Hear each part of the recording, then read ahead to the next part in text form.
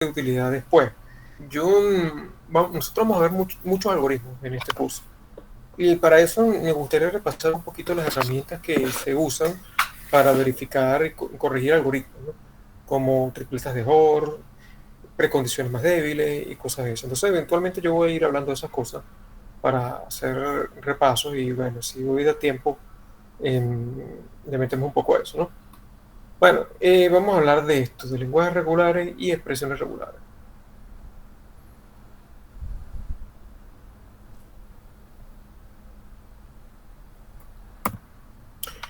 Entonces, ya habíamos hablado de frases la clase pasada. Aquí está en esta lámina, definición formal de frase, como sinónimo de string, operaciones básicas sobre el lenguaje, lenguajes regulares, semántica, expresiones regulares.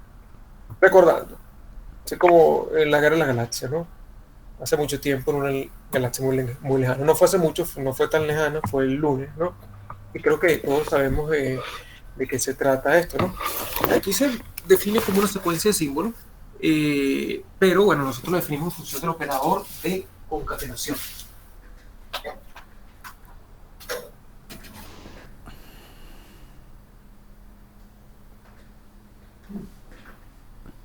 Pero bueno, uno lo puede entender también como una secuencia de símbolos de un alfabeto, ¿no?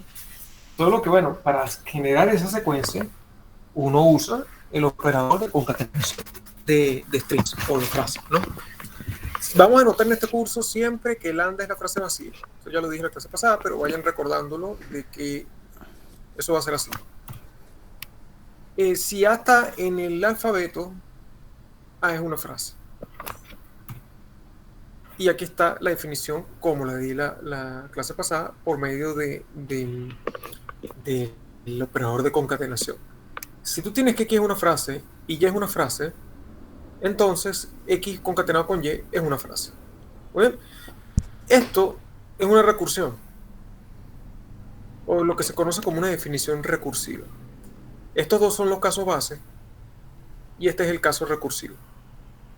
¿Okay? Entonces, si nosotros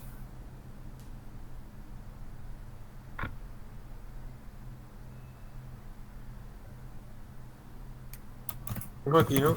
La definición de frase es una definición recursiva como se explica en las láminas de Ricardo Bonascar. Entre paréntesis, la que se llama clase 1, que no es la 1, sino la 2.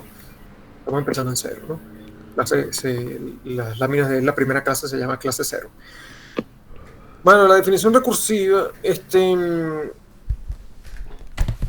entendamos. Mira, anda es una frase.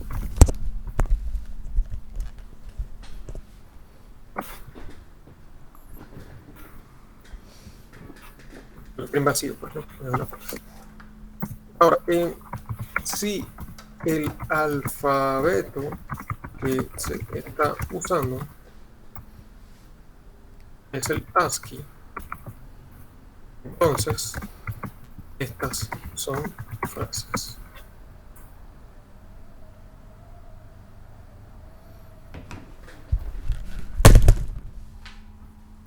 A cosa que esté separada por coma, ¿no? Inclusive la misma coma es una frase.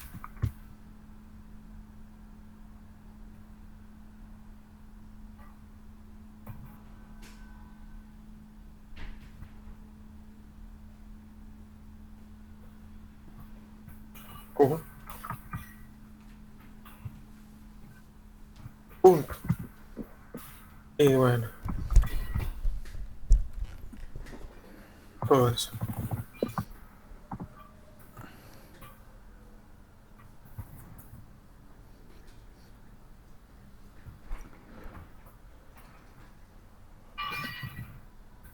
Etcétera, etcétera, etcétera.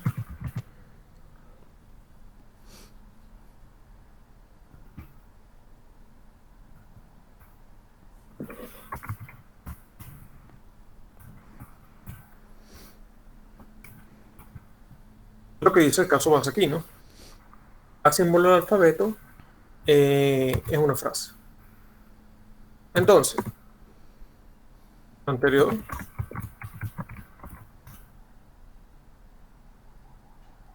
cierto, por ser los casos base de la, de la definición recursiva.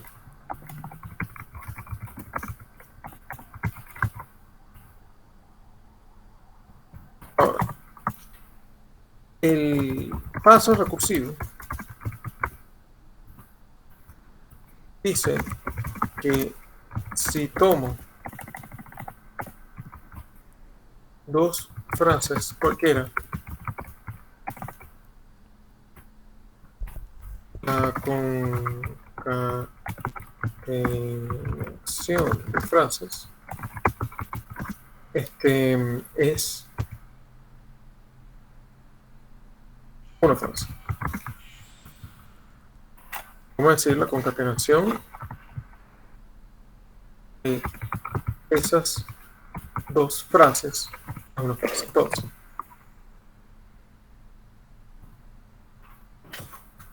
por ejemplo, vamos a poner acá un punto de parte.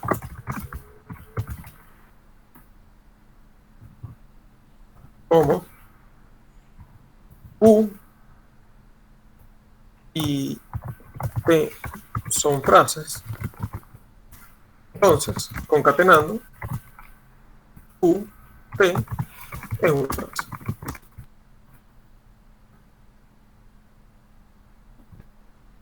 Aquí puedo decir, entonces ahora tengo una nueva frase. Como QT es una frase y Q también, entonces QTQ es de esta manera una frase. Yo puedo haber concatenado hasta al revés.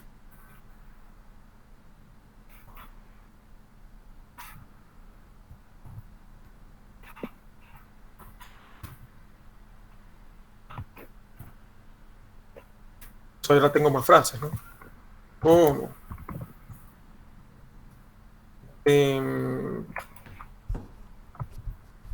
QT, como PQ y QTQ son frases. Entonces, PQ, QTQ es una frase. Y así puedo continuar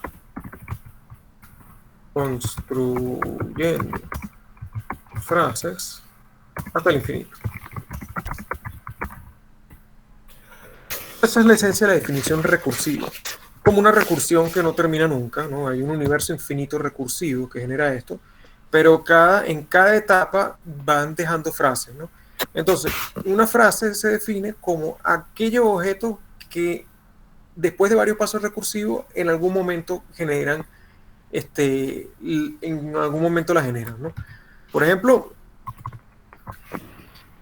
la frase A, B, C, D.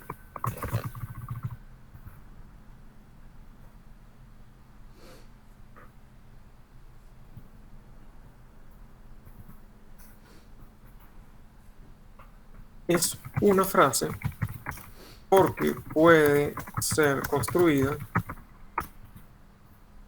por medio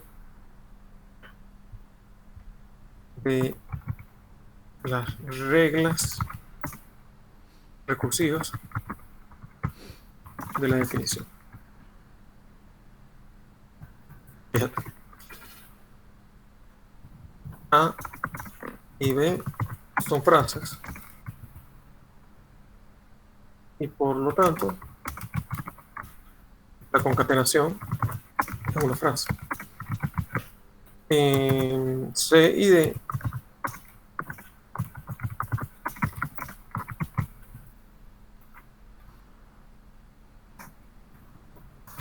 Por lo tanto, CD es una frase.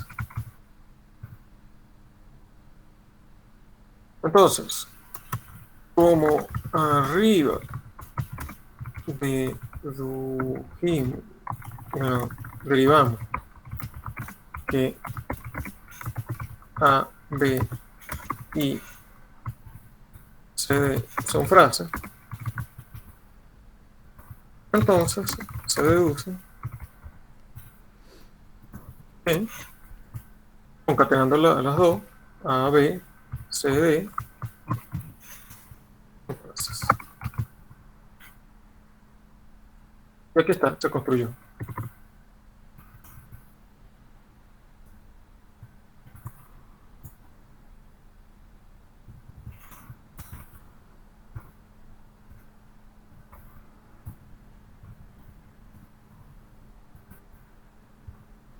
Y cabe destacar, ¿no? En una definición recursiva,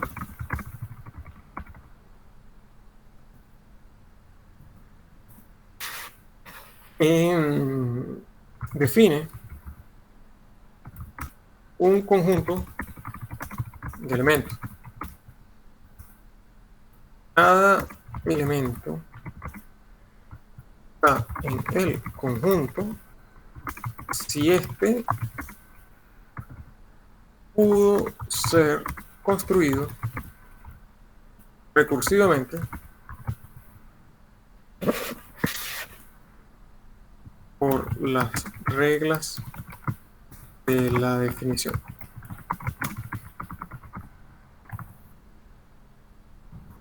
Dicho de otra manera,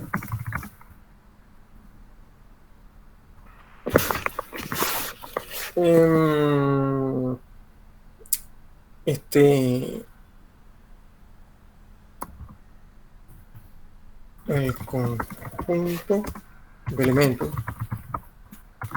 que define una definición recursiva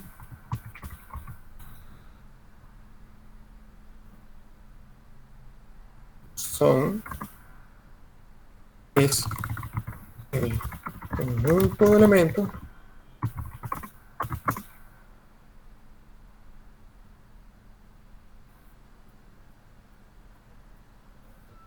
una definición del conjunto de elementos que son construibles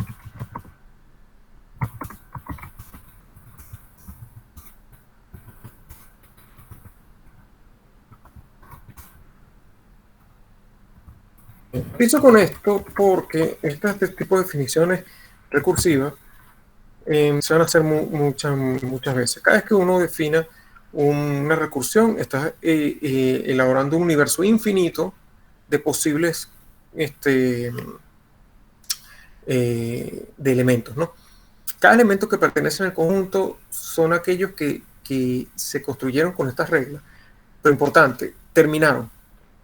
O sea, es una construcción recursiva que termina en un punto, ¿no? Hay una cantidad finita de pasos, lo dice una cantidad finita de pasos, y ese paso, ese resultado, después de esa cantidad de pasos finitos, es un elemento del conjunto.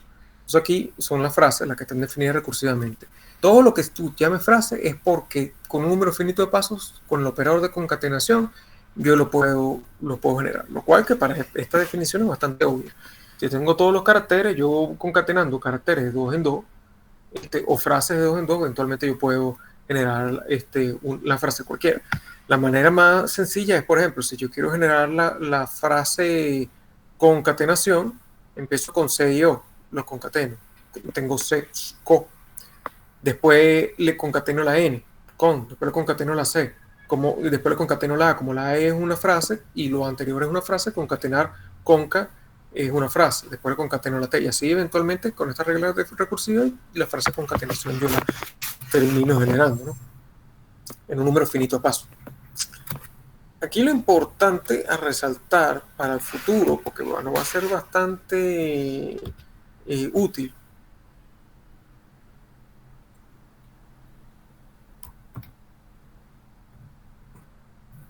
es que estas definiciones nos generan un orden parcial. inducido por el orden, ¿no? Tú tienes, mira, los casos base, ¿no?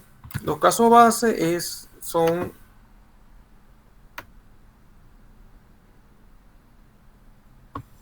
el string vacío, el A, bueno, vamos a poner a empezar con tal el teclado. El Q, el W, el E, el R, el T, el Y, U, el I, o se estamos usando como lenguaje ASCII, ¿no?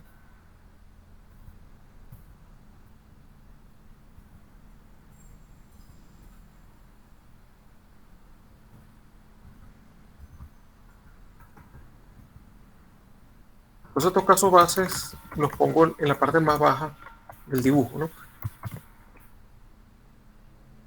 Bueno, con el operador de concatenación yo tomo a dos de ellos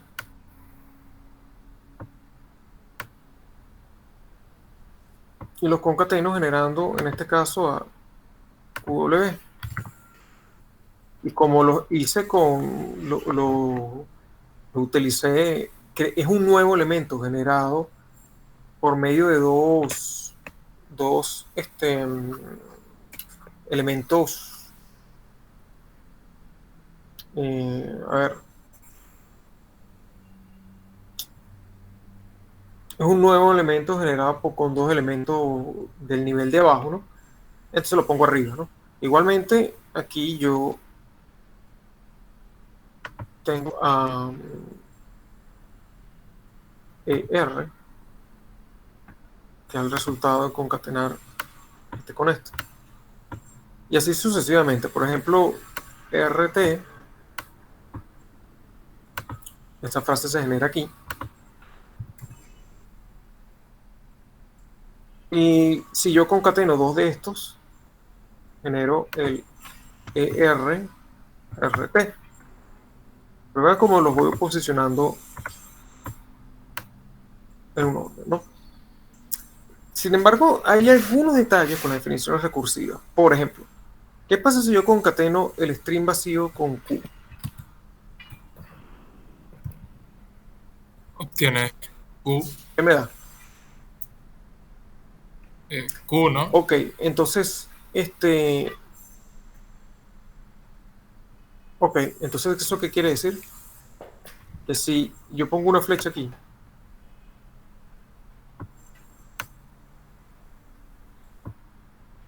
hacia arriba, ¿no? Diciendo que el orden va para acá, ¿no? Un orden de menor a mayor, donde lo que va arriba son los términos más grandes, ¿no?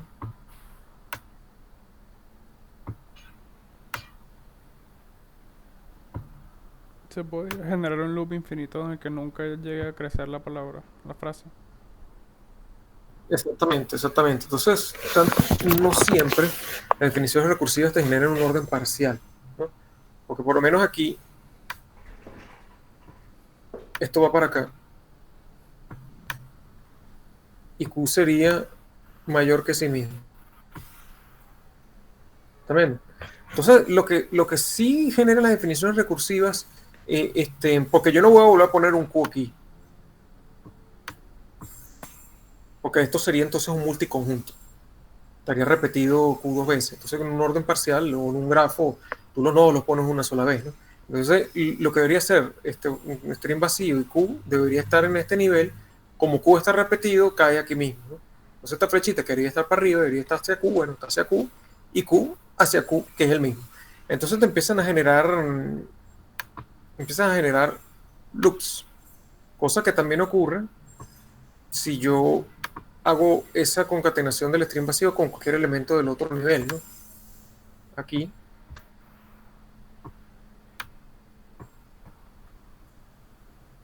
Si yo concateno con este me da el QW, pero QW es este mismo, y QW iría a QW.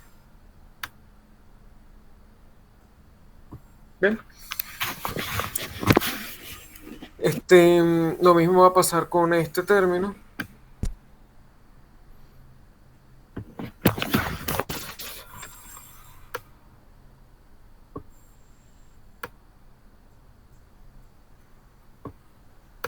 Y así, entonces, salvo por este detalle, él sería un orden parcial. Si no fuese por el string vacío, él sería un orden parcial, ¿no? Entonces, de hecho, fíjate, ¿por qué no es un orden parcial? Para que sea un orden parcial, principalmente el grafo tiene que ser de qué forma. No puede tener que.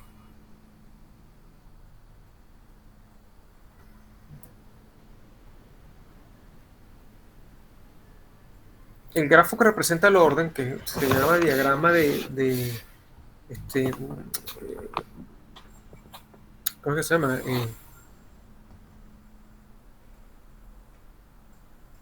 No puede tener ciclos, ¿no? No puede tener ciclo, exactamente. Diagrama de Haas. El diagrama de Haas. Ajá.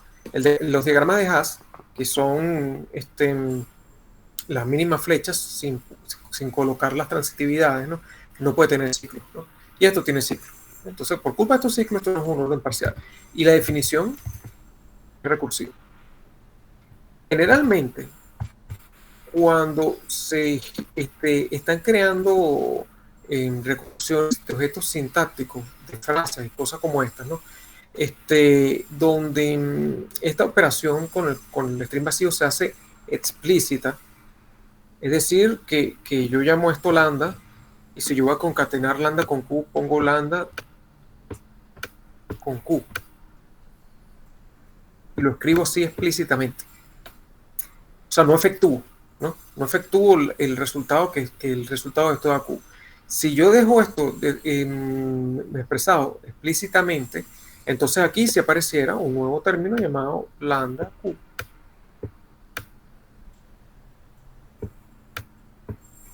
Entonces esta flechita iría para acá y esta flechita iría para acá y no estuviera este ciclo, ¿okay?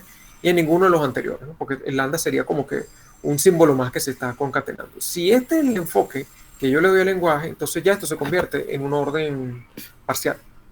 En ese caso sí. Y cuando esos son los casos, cuando la definición recursiva define objetos sintácticos que forman un orden parcial, se le llama definición estructural, y al orden se le llama orden estructural del conjunto. ¿Okay? Bueno, se lo dejo por ahí porque más adelante eso va a ser usado. ¿Qué viene después? Los lenguajes, habíamos dicho que eran conjuntos, ¿verdad? Hemos dicho que los lenguajes eran conjuntos. Si son conjuntos, entonces yo puedo usar perfectamente las operaciones de conjunto. Yo puedo unir lenguajes, interceptar lenguajes, calcular la diferencia de dos lenguajes o el complemento de un lenguaje con respecto a un universo. Que la pregunta que está en la lámina es con respecto a quién, se refiere a quién va a ser el universo. Pero yo puedo extender las operaciones que ya tengo sobre frases sobre el lenguaje. Miren lo siguiente. Así como en el cálculo existe la suma para los reales y seguidamente se generaliza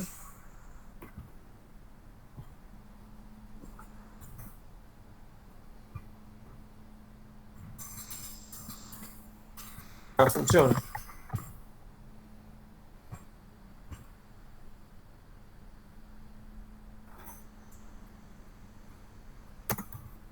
donde f más g significa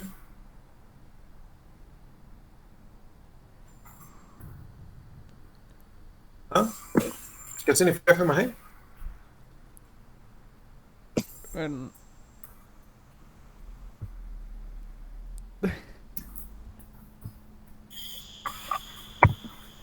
F y G son funciones. ¿Qué significa? ¿Qué significa? no, una suma de funciones. Sí, eso es la suma de funciones. Ajá, pero ¿cómo es la operación? La suma de los valores de las imágenes de f y g. Exacto. Entonces es aplicar la suma usual a todos los valores del dominio, ¿no? Ok.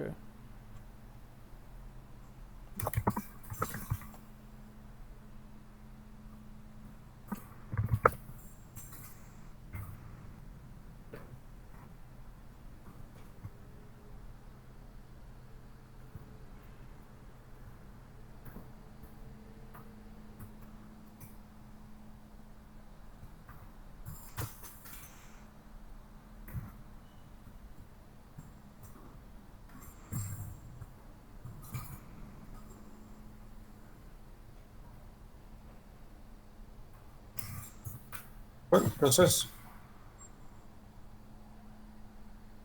voy a poner aquí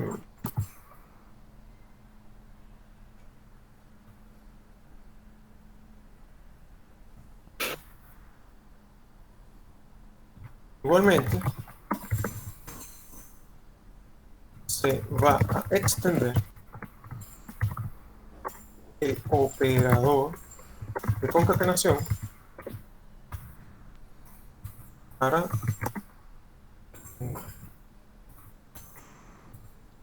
quiero decir conjuntos. O sea, lo que quiero hacer ver es que no es la primera vez que ustedes hacen eso. Ustedes una operación, la operación funciona en un universo base, después hay otro universo que se construye con ese universo base, por ejemplo los números reales, puedes construir las funciones sobre números reales, y entonces si ya tenías un operador sobre números reales, extiendes ese operador al universo más grande que se construyó en base al universo más pequeño, ¿no? Entonces aquí tenemos que el universo más pequeño son las frases. Con las frases se construyen los lenguajes, que son conjuntos de frases. Y yo puedo extender el operador concatenación, ¿no? Sea definición.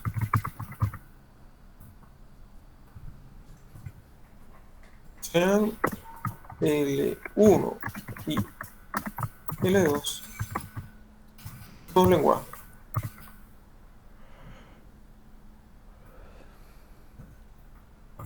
Entonces, entiéndase como que L1 y L2 son conjuntos con ciertas frases en específico. En L1 y L2 hay frases. Se define la concatenación del lenguaje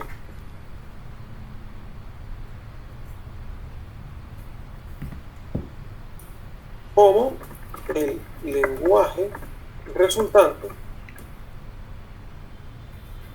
de concatenar todas, ¿qué debería ser? Concatenar todas las frases del L1 y L2 entre sí. Uh-huh.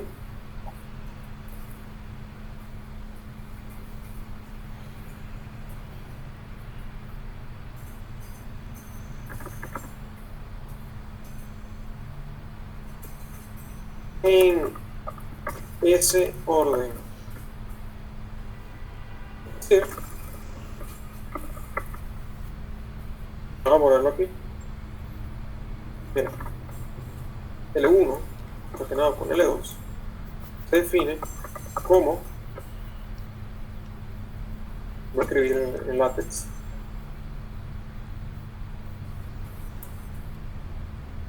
el conjunto de este W1.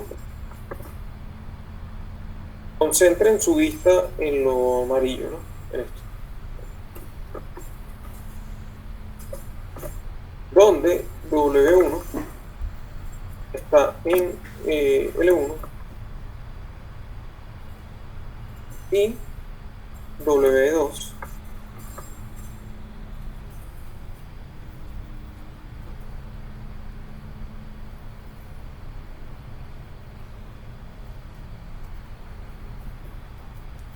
este 1 y 2 de los L los voy a poner de su índice, que se llama como en un libro, ¿no?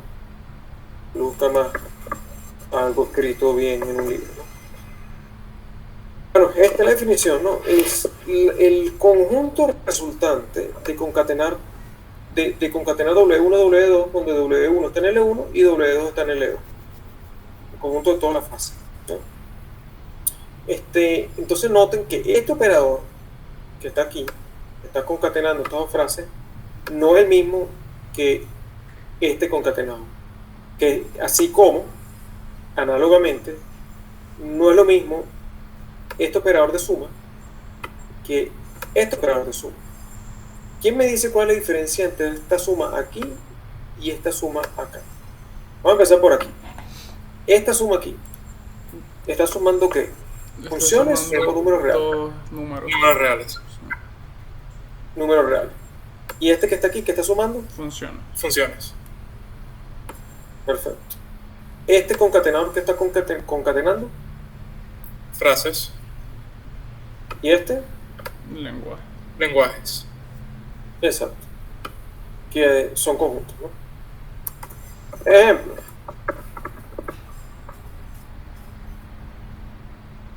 L1, si lo definimos como A, B,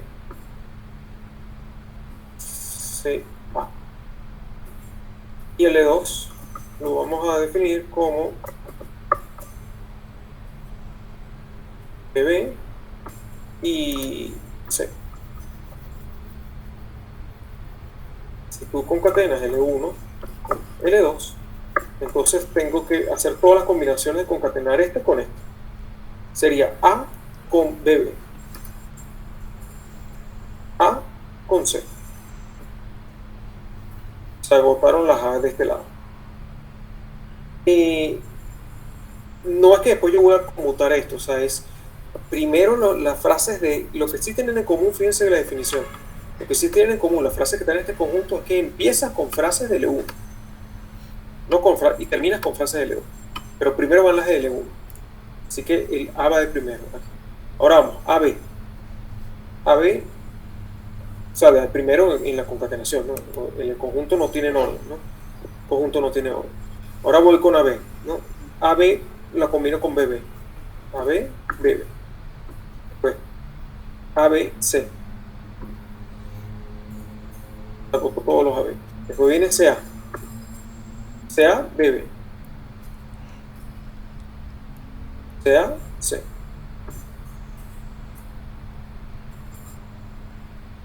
¿Ven? Si yo hubiese concatenado al revés, entonces tengo que empezar haciendo la combinación, empezando con frases de L2. O sea, BB y los combino con todo esto. BB con A. Después viene BB con AB. Después viene BB con CA.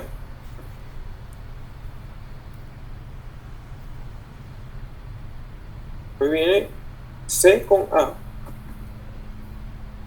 C con AB. Viene C con CA. Entonces, moraleja, la concatenación de conjuntos de lenguaje no es conmutativa. Al igual como la concatenación de frases tampoco lo es. Entonces es de esperarse, ¿no? Si la operación inicial no era conmutativa, la extendida no lo debería hacer tampoco, ¿no? Y la inicial no es conmutativa porque si yo voy a concatenar A y B, no es lo mismo concatenar AB que BA. Uno da B y otro da A, ¿no? Bueno, no es la única operación. Esta es la primera de las operaciones, que es importante conocerla, porque nosotros vamos a desarrollar un álgebra de operaciones sobre el lenguaje, que luego esa álgebra es parte de unas herramientas que se usan en el laboratorio para reconocimiento de frases, ¿no? Algo así como cuando uno hace una búsqueda, uno hace control F y pones una frase y él busca estrictamente la frase en cuestión. Hay software que te permiten escribir cierta fórmula usando este tipo de operaciones y él te busca todas las frases que hagan matching con eso que tú estás escribiendo. O sea, al final estas operaciones nos va a dar un álgebra para poder escribir lenguaje. O sea, un lenguaje basado en estas operaciones. O sea, estas operaciones en sí son símbolos de un lenguaje que me sirve para escribir lenguaje, ¿no? Y eso lo vamos a ver más adelante. Pero esto es importante, tener estas operaciones por esa finalidad. Y los software para hacer con reconocimiento se basan en base a estas operaciones. Entonces es importante conocerlas bien, ¿no? No es la única operación, ¿no? Está la unión, está la intersección, la diferencia, el complemento, sí, ¿no?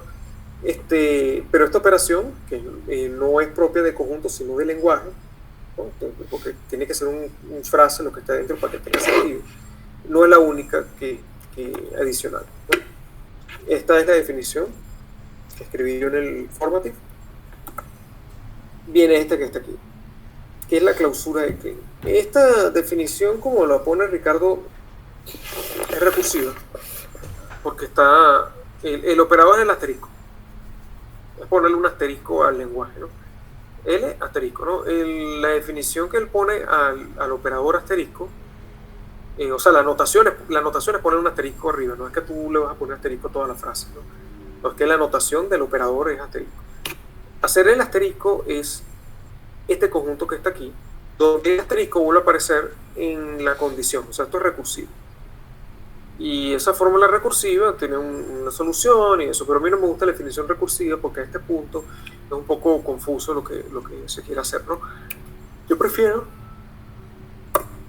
hacer esta otra definición. Paso a paso. Requiere una definición previa y después la de la clausura de Klein.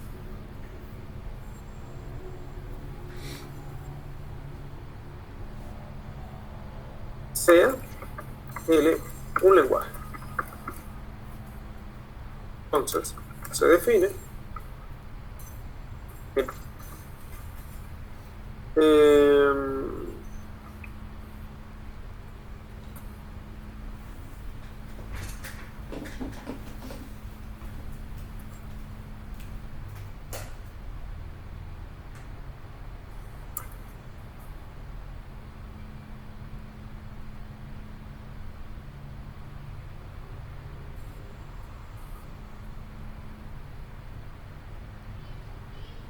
va a cambiar la modalidad de presentación. Un momento.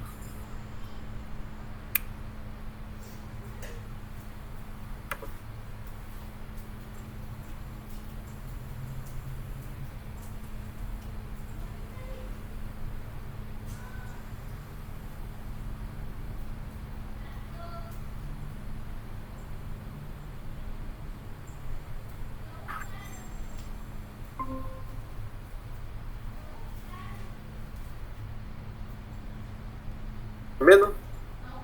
¿Está viendo la pantalla compartida? Sí. Ok.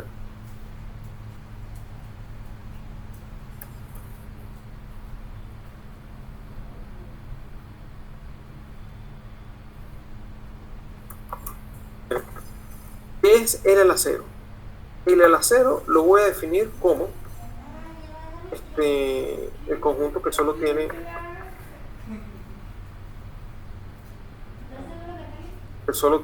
a lambda. ¿Bien? Como un 45. Con esa definición, 45% de pana. Está por ahí, está por ahí.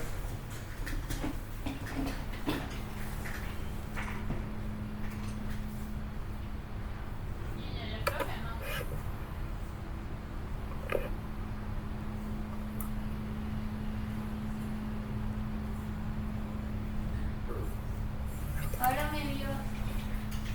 Niña, tráeme comida. No tengo comida de otra. Tráeme una compotita. ahora yo voy a definir lo que viene siendo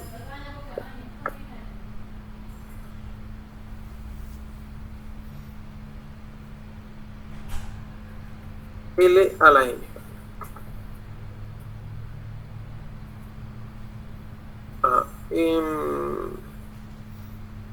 L a la n lo voy a definir como L concatenado con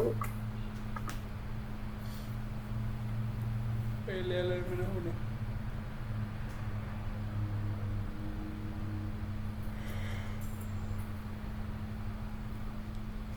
esto que está aquí, L por L a la n menos 1.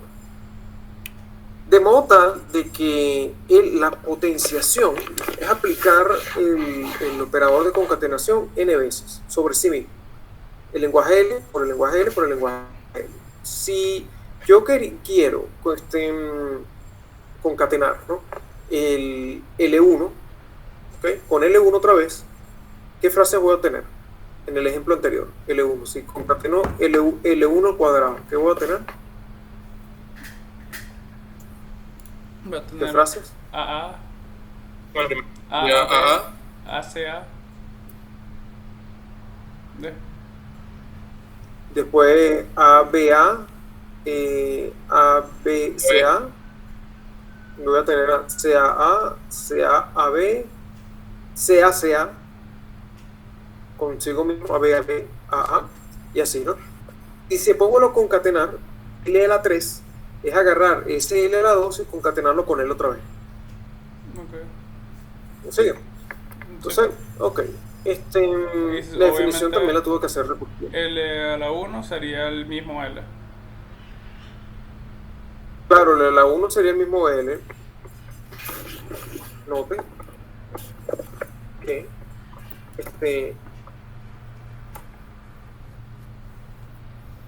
L a la 1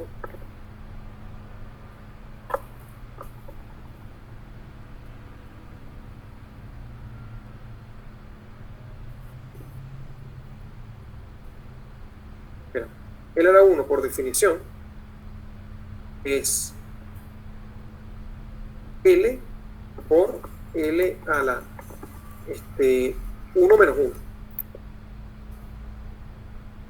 Este L, segundo L, es L a la 1 menos 1. Por esta definición, sustituyendo el N por 1. Ustedes ven mi cursor aquí, ¿verdad? aquí el cursor como tal creo que no lo vemos. No están viendo mi cursor ahorita. Ok, bueno, no importa, ¿no? Pero bueno, vean que el N, L a la N, se sustituye ese N por 1, que es 1 menos 1, ¿no? Ahora, resulta que esto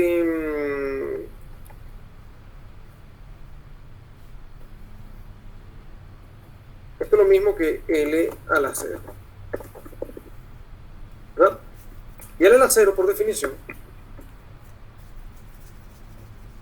L por L a la 0, ¿no? Y L a la 0 por definición es L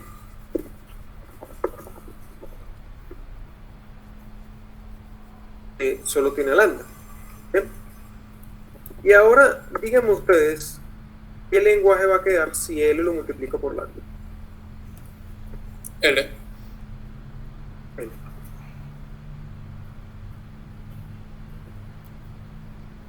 Por eso es que L1 es L.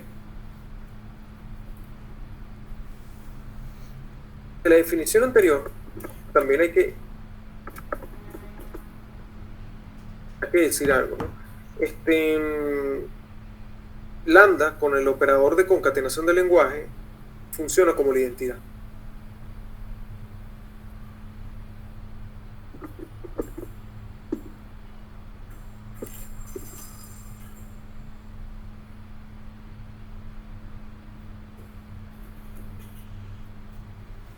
Es la identidad del álgebra. L concatenado con el conjunto singleton que tiene lambda. Yo le digo singleton al conjunto que tienen un solo elemento.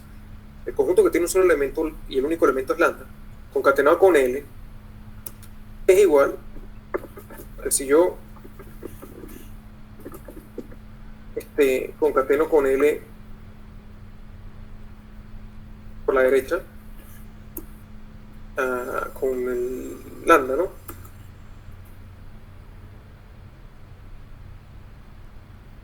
Y esto es trivial. ¿Por qué es trivial? Porque según la definición de concatenación del lenguaje, la frase resultante todas las frases que resultan de concatenar los elementos del primer conjunto con el segundo conjunto. O sea, es la resultante de concatenar lambda con cualquier elemento de L. Pero si yo concateno lambda con algún elemento de L, me vuelve a dar el mismo elemento que ya estaba en L. Entonces me va a quedar el mismo L otra vez. Y eso va a pasar igual si lo hago por la izquierda o por la derecha.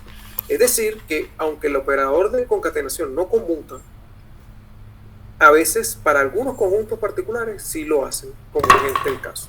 ¿Bien? Entonces, tenemos un elemento neutro. ¿Bien? Bueno, entonces, por eso, ya vimos abajo por qué L1 es L, ¿no? Gracias a esta definición. No hay que definir algo adicional. Bueno, ya tengo esta definición. Entonces, yo voy a pasar a definir la clausura de Klein.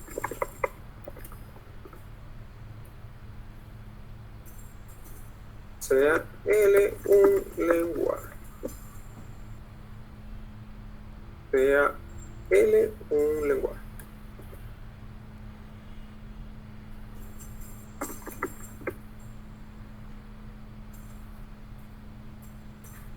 Define el operador asterisco como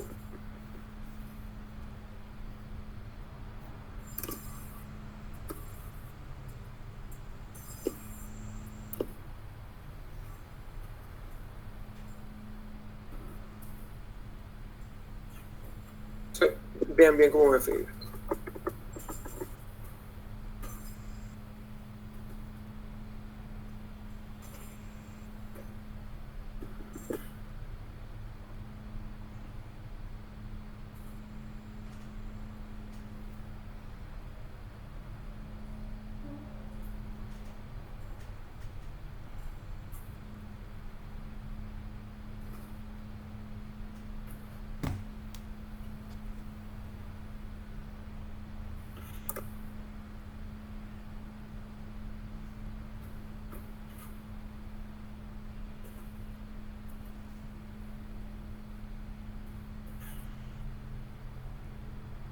Hace una sumatoria, una unoria. Pero ¿qué es lo que vamos a unir ahí? Bueno, mira. Mira.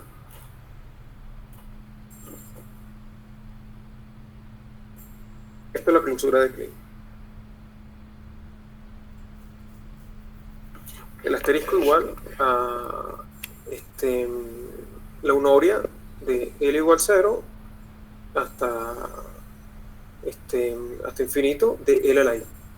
Son todas las frases que se pueden obtener concatenándome a mí mismo las veces que sea necesario. ¿Ok? Vamos a poner un ejemplo.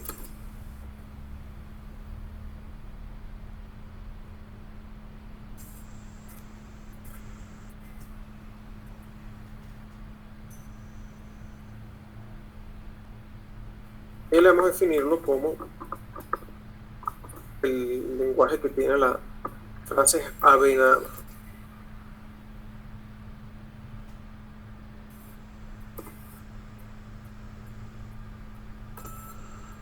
Vamos a decir que esto es sigma.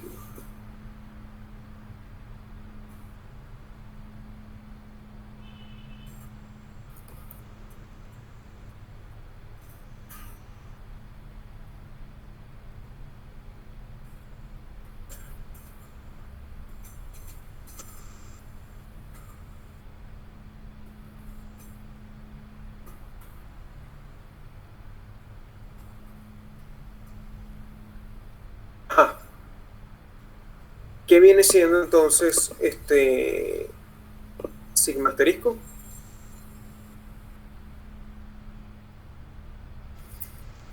Vamos a hacerlo por partes, ¿no? Sería la unoria, ¿no? Sería sigma a la 0 unido con sigma a la 1 unido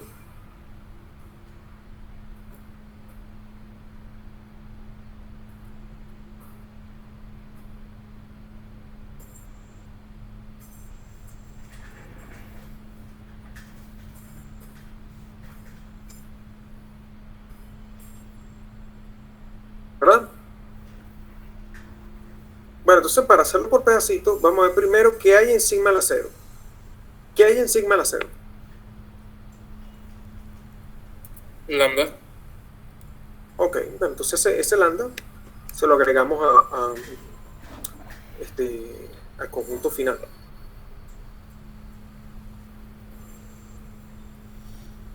Vamos a agregarle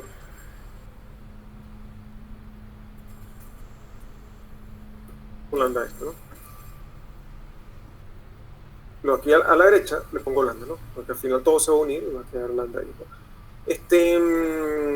Ahora, no hay más nada en sigma 0, ¿no? ¿Qué hay en sigma 1? Ahí ve.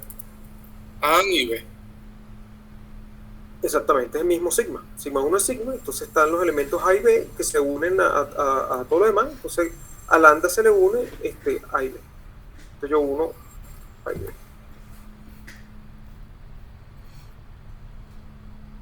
Así sucesivamente. ¿Qué hay en sigma 2? Que no está pintado aquí. ¿Qué hay? AA, A, BA y la B, BA y BB.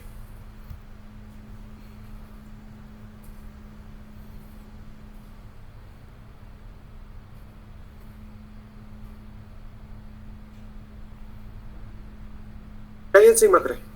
Fíjate que en sigma 2 están todas las frases de longitud 2, porque como sigma, digamos, como sigma es un alfabeto, entonces cada frase tiene longitud 1, ¿no?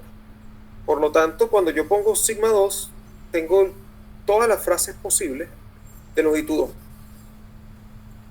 ¿Lo ven? En ese alfabeto. ¿Qué va a haber en sigma 3? Todas las frases posibles de longitud 3. Son todas las frases posibles de longitud 3, ¿no? ¿Qué hago? Poniendo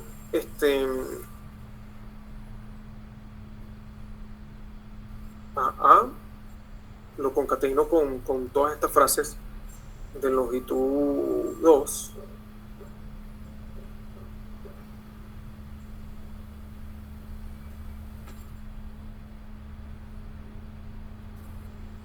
Entonces básicamente este operador lo que hace es dar todas las posibles frases que pueda haber de cualquier cantidad de letras, por decirlo de alguna forma. Exactamente.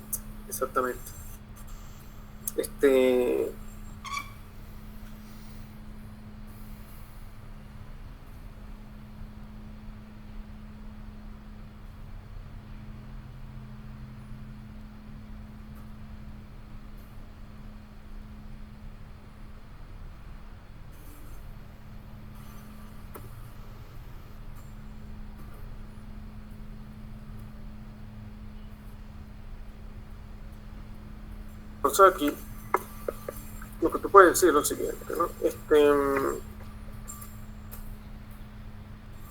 Si sigma es un alfabeto,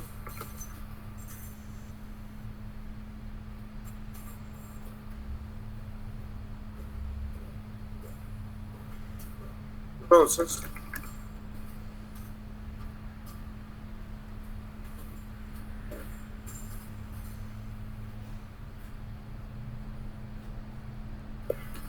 es el conjunto de todas las frases, incluyendo la frase vacía,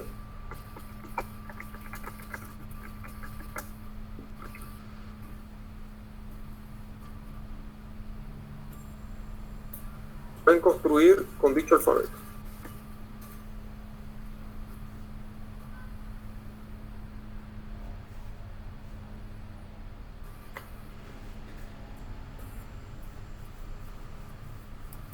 Ojo, esta conclusión sobre la clausura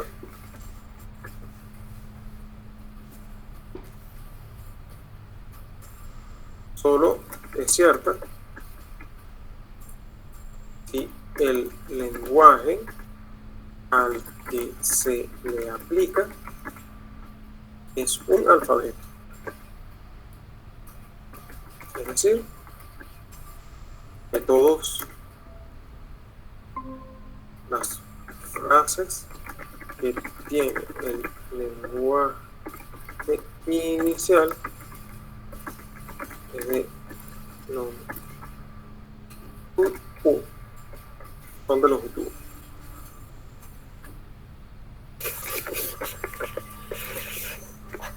¿Entienden? O sea, porque si el lenguaje inicial no hubiese sido un alfabeto, ¿qué particularidad tiene un alfabeto? La particularidad que tiene un alfabeto es que las frases que están adentro del conjunto son todas de longitud 1.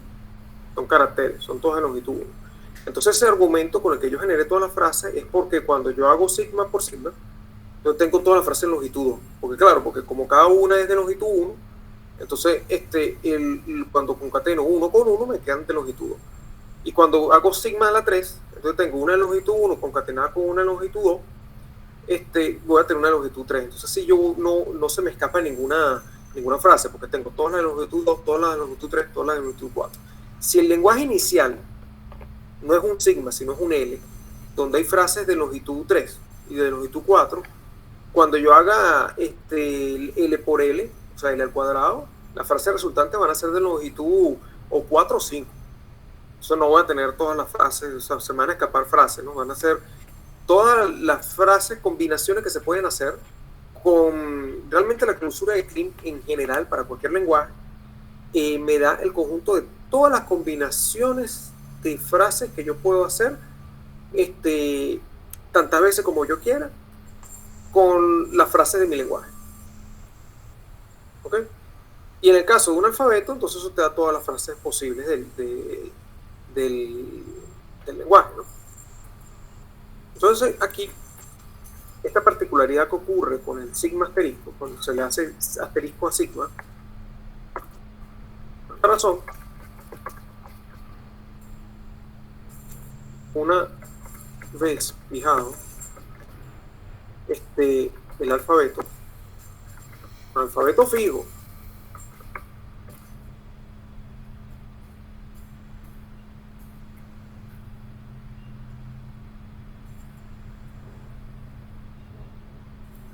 dice que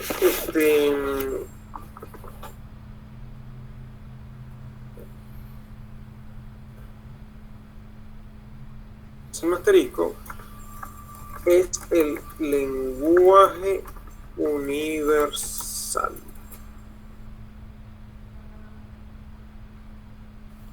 Lenguaje universal. ¿Por qué lenguaje universal? Porque es el lenguaje que contiene todas las frases. Es decir, el lenguaje que contiene todas las frases posibles, construibles,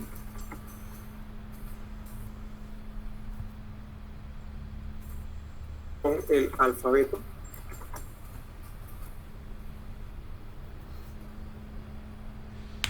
sigma. ¿Bien? Entonces, si ese es el universo, si sigma asterisco es el universo,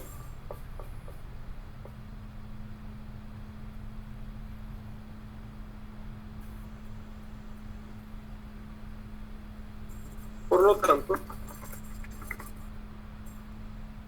el operador de complemento de conjuntos que se utiliza en este ámbito es con respecto al universo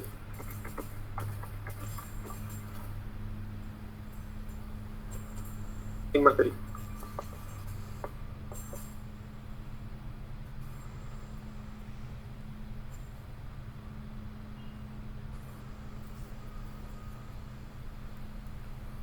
También,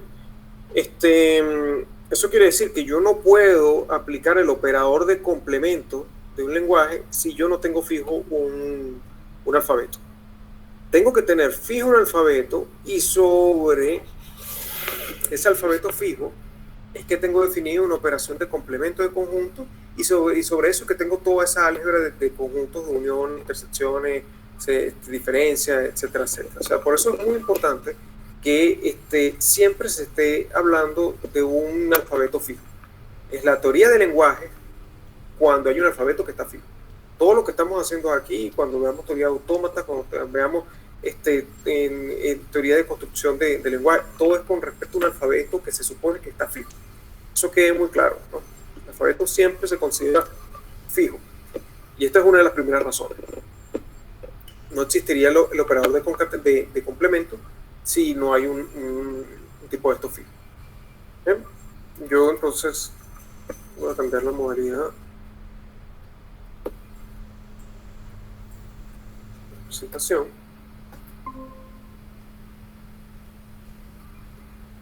Vuelvo aquí a las láminas, ¿no? Todos hasta ahorita están claros con lo que yo estoy diciendo, ¿no? Sí. Sí. Sí. Bien, en las láminas, Ricardo hace una construcción aquí alternativa de la recursión, que es esta, pero al fin y al cabo yo no voy a ponerme a gastar tiempo en explicar por qué esta definición recursiva es equivalente a esta, define lo mismo que yo definí con las 1. No vale la pena, pero trato de definir lo mismo, ¿no?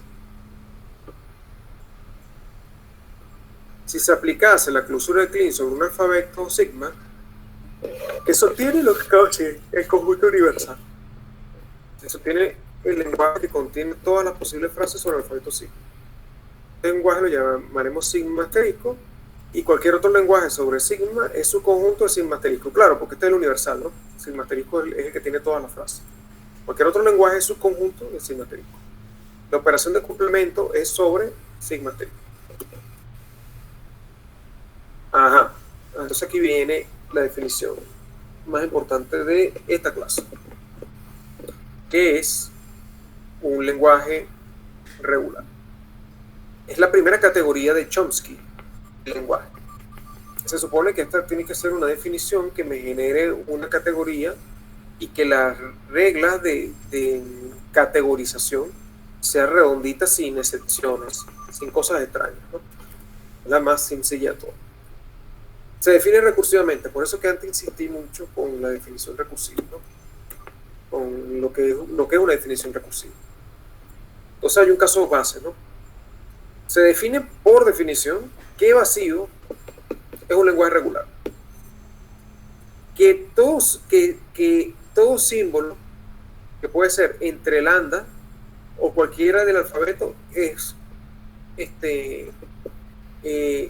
con el que yo pueda construir un singleton. Ese singleton es un lenguaje regular. Singleton me refiero a conjunto con un solo elemento. Si el conjunto tiene una sola frase y esa frase es un símbolo del alfabeto o es solo lambda, ese conjunto es un lenguaje regular. Es decir, que si esta fuese lambda, teniendo como el elemento neutro de la operación de concatenación, ese elemento neutro es un lenguaje regular. O sea, el singleton con lambda es un lenguaje regular. El singleton con A es un lenguaje regular. Todos los singleton de caracteres atómicos son regulares. Esos son los casos básicos. Ahora vienen los pasos recursivos. Supongan que tienen dos lenguajes regulares. Si tú tienes dos lenguajes regulares, unir dos lenguajes regulares es un lenguaje regular. Concatenar dos lenguajes regulares es un lenguaje regular. Y si eres un lenguaje regular, aplicar la clausura de Klein a un lenguaje regular es un lenguaje regular. ¿Ok? Estas son las reglas de construcción.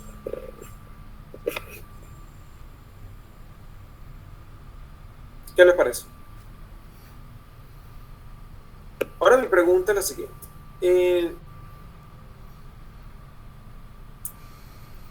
¿Existen lenguajes regulares infinitos? ¿Existen lenguajes regulares que contengan una cantidad infinita de frases?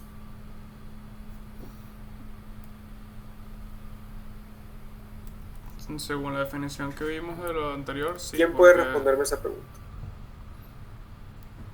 Que según lo que ¿Por qué? vimos, Según. porque si el complemento, no, la clausura de Kleene es una unión de digamos, los lenguajes de manera infinita, vamos a tener al final que cualquier lenguaje, cuando saque la clausura de Kleene, que va a ser también un lenguaje regular, va a ser infinito también. Exacto. Mira, toma este lenguaje que tiene la letra A, ¿no? Eso es regular, ¿no? Según esto, si este lenguaje singleton es regular, según esto, al aplicar la clausura de Kleene, eso es regular. Y cuando tú a ese lenguaje que tiene un solo elemento le aplicas la clausura de Kleene, vas a tener infinitos elementos. Que va a ser el lambda, las hagas tantas veces como tú quieras. Entonces, sin clausura de Kleene, sería imposible construir lenguaje infinito. Entonces, esta categoría de lenguaje contiene muchos lenguajes, ¿no? Que son conjuntos de frases.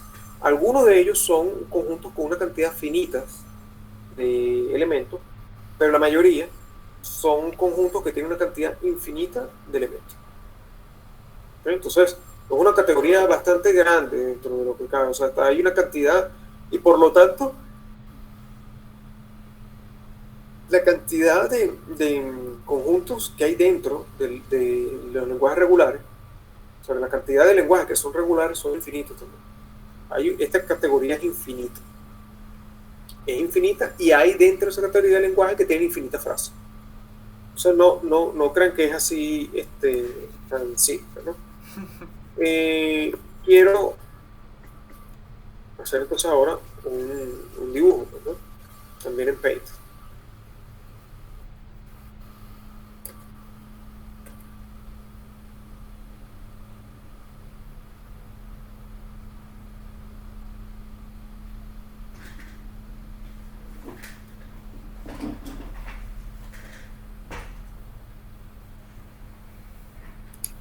Los casos base me dicen que, bueno, que vacío, lo voy a escribir como un O gigante. Vacío es un lenguaje regular, conjunto que tiene solo lambda, un lenguaje regular, el que tiene A, un lenguaje regular, y el que tiene B, un lenguaje regular. Vamos a suponer que el alfabeto solo tiene A y B. Yo, la mayoría de las veces, cuando haga ejemplos, voy a hacerlo con un alfabeto que solo tiene estos dos elementos, A y B, para hacerlo sencillo, para que no se la cantidad de combinaciones no explote, ¿no? Bueno, a ver, si yo uno lambda con A, obtengo un nuevo conjunto. ¿Cuál es? Lambda, ya. ¿Lambda y quién más? Ya. Perfecto. Si yo uno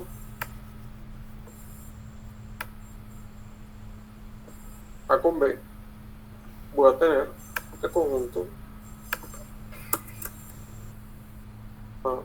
Y de esa forma voy construyendo hacia arriba, en este árbol o en este grafo, todos los conjuntos regulares, los lenguajes regulares, ¿no? No solo puedo unir, también puedo concatenar, ¿no?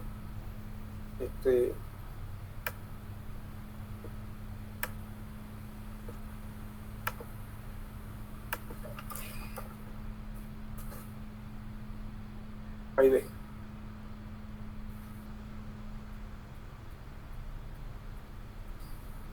Bueno, miren, ¿qué pasa si yo concateno vacío con A? ¿Qué me da? Vacío. ¿Por qué?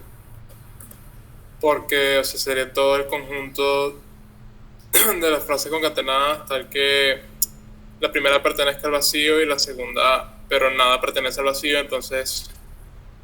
Míralo aquí en esta definición, ¿no?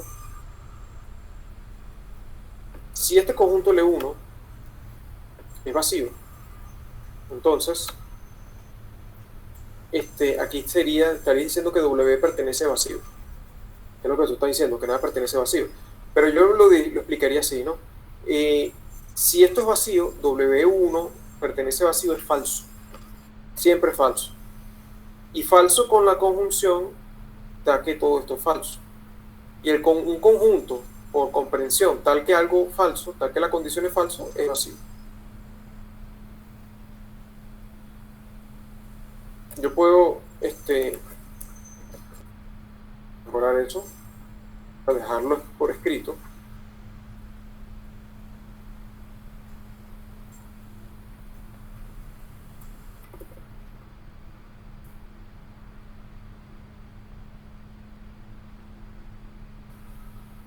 Un segundo que se me está refrescando esta.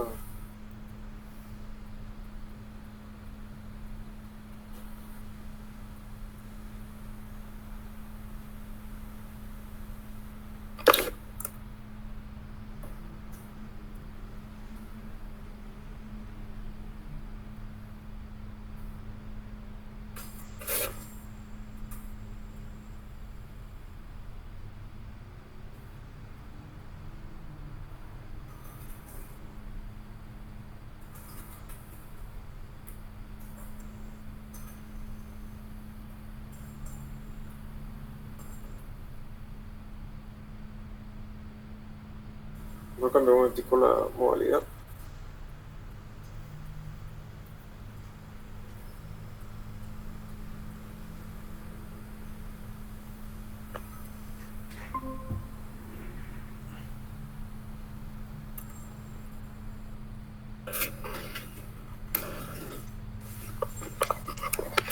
Un segundo.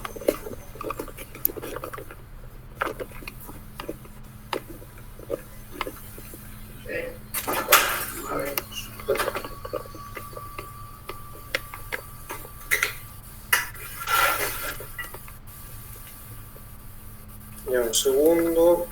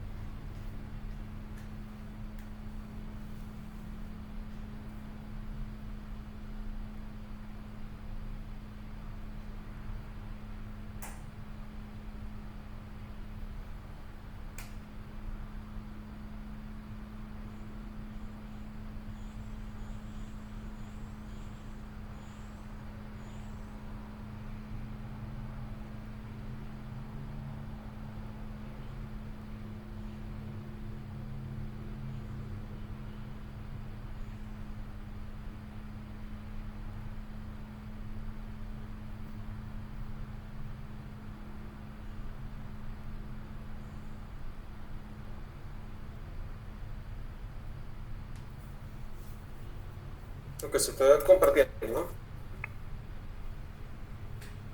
Sí, ¿Me escuchan? sí, sí. Sí se está compartiendo. Entonces, se disculpen la interrupción. ¿Qué quiere decir que absorbente?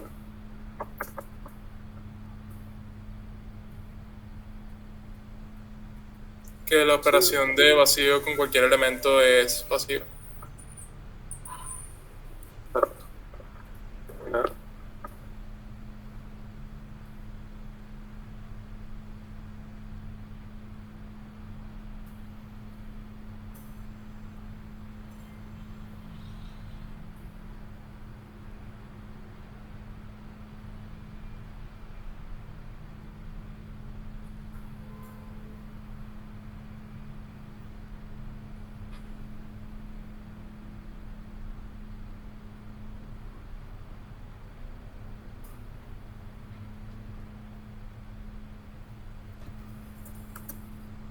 La demostración es esta.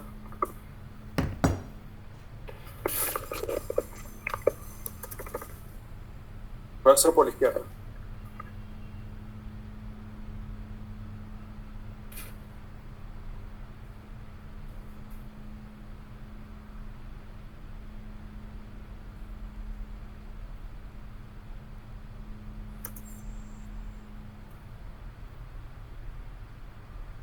por definición, este conjunto, ¿verdad?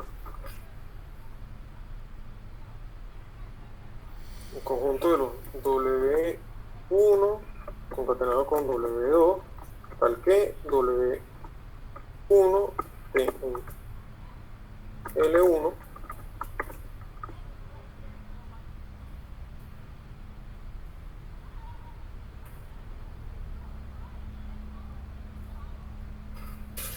L2, ¿ok? Pero resulta que L2 es L y L1 es el vacío.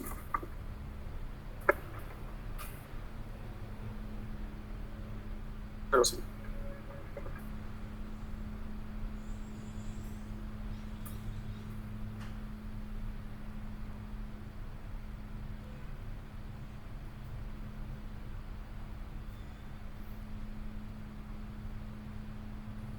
Entonces, esto es falso. El falso es absorbente sobre el I.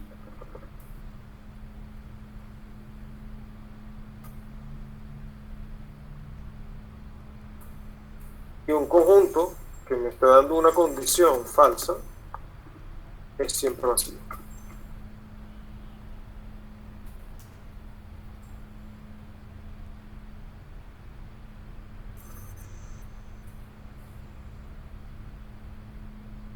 Esa es la demostración, ¿ok? Esa es la razón, ¿no? Lo que yo estaba mostrando anteriormente se refería en las láminas lo siguiente.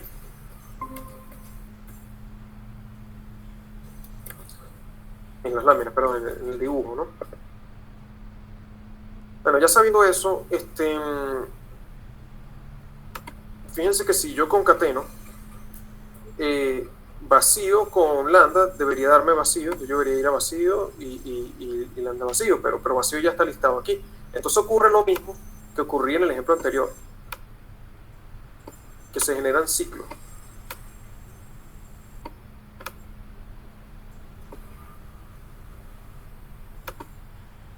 La presencia de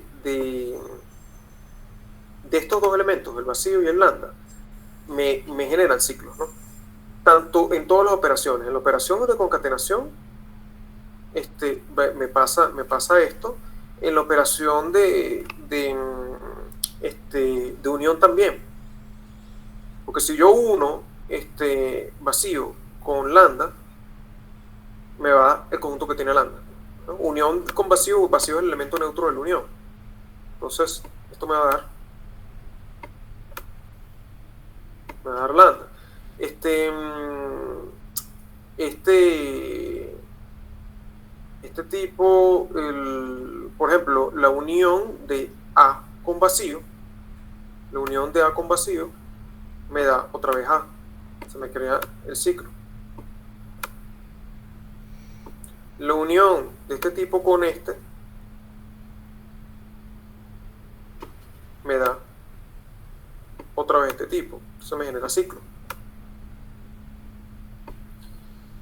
Y la concatenación con lambda, como lambda es el elemento neutro de la concatenación, también me trae el mismo problema, ¿no? Cuando yo concateno el conjunto lambda con el conjunto A, me vuelve a dar A. Así que esto va a ir para acá, y con más razón aquí tengo otro ciclo. Y así sucesivamente. Entonces, este orden, o digamos, el grafo que genera la definición del lenguaje regular, no es un orden parcial.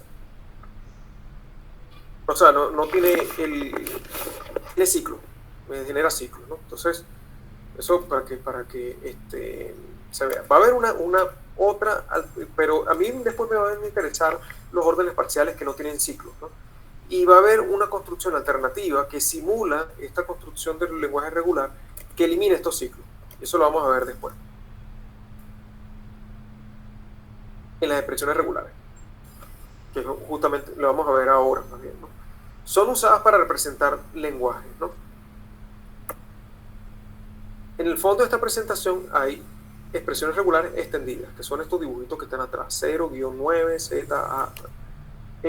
Vamos a ver eso, ¿no? Esa es otra definición también recursiva, ¿no? Solo que es la contraparte de esta definición.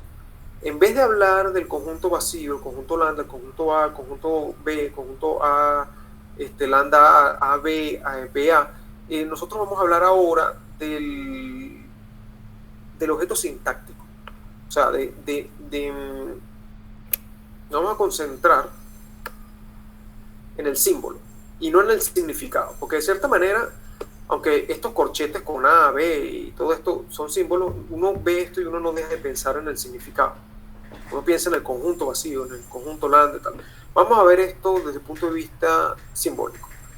Yo a vacío lo denoto como vacío, y para que referirme al símbolo vacío, voy a poner unas comillas, ¿no? Símbolo vacío. A lambda, en vez de hablar del conjunto que contiene lambda, voy a decir lambda nada más, ¿no? ¿no? Pero me estoy refiriendo, cuando pongo lambda, al conjunto que tiene lambda. Pero el símbolo, lambda. Me voy a referir al símbolo atómico A y al símbolo atómico B. Y esas van a ser expresiones regulares básicas. Están aquí en el nivel más bajo del grafo, ¿no? Después defino un operador, un símbolo operacional más el de concatenación y la clausura de Kleene, ¿no? Pero todo desde el punto de vista simbólico, esto no tiene sin interpretación. ¿Qué pasa? Que cuando yo digo que esto es una expresión regular, esto es una expresión regular y esto es una expresión regular, entonces ya no la interpreto, sino que simplemente opero simbólicamente, pongo la frase completa, ¿no? Por ejemplo, lambda más A, yo no lo resuelvo. Yo pongo simplemente lambda más A, así como está. Y al revés, A más lambda es otra cosa distinta. Concatenar, ¿no? Cuando yo concateno lambda con A, no lo ejecuto. No ejecuto es, digo que eso da, no. Eso es lambda por A, más nada. Igualmente, A lambda. ¿Me siguen? Sí. O sea, simbólico, sin hacer la operación, ¿no? Lo mismo pasa con el vacío.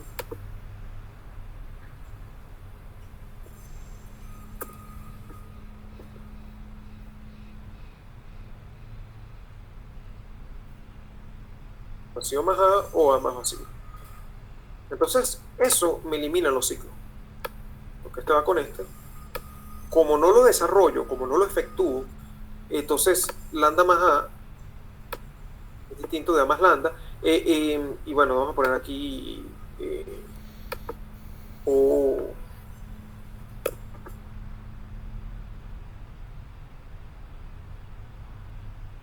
Bajo, también no son el mismo, ¿no?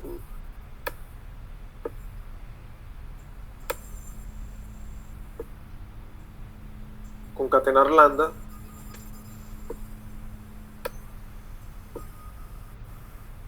no es lo mismo.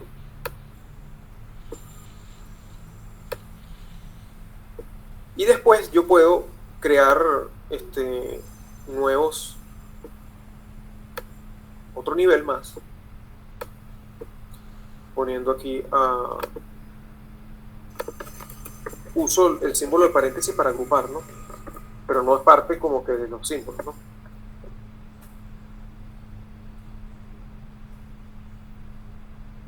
¿Están viendo?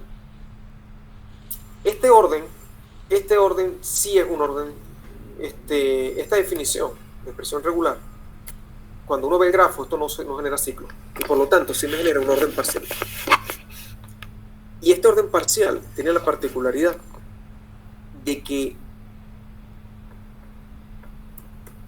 en el orden parcial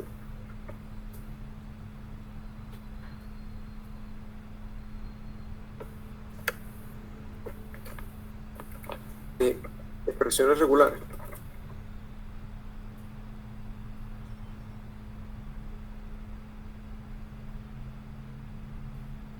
a partir de cualquier nodo, no es posible conseguir un camino descendente infinito. Bueno, por ejemplo, yo puedo hacer un tercer nivel con esto y construir a más lambda b más vacío.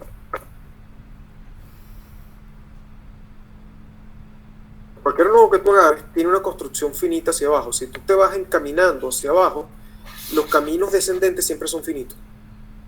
¿Por qué los caminos descendentes siempre son finitos?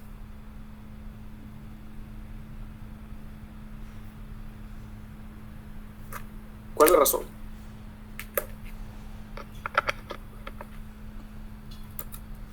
En esta definición recursiva, para que un objeto sea parte del conjunto que se está definiendo recursivamente, ¿qué tiene que pasar? Que fue lo primero que dije en la clase. ¿Cómo sé yo que esta frase pertenece a la definición que acabo de poner, del lenguaje de expresión regular? ¿Por qué? Se puede desglosar en dos expresiones regulares. Porque se puede construir recursivamente con una cantidad finita de pasos. Okay. O sea, los pasos recursivos que usaste para construirlo fue finita. Y tú puedes asociar cada paso con una subida en el gráfico.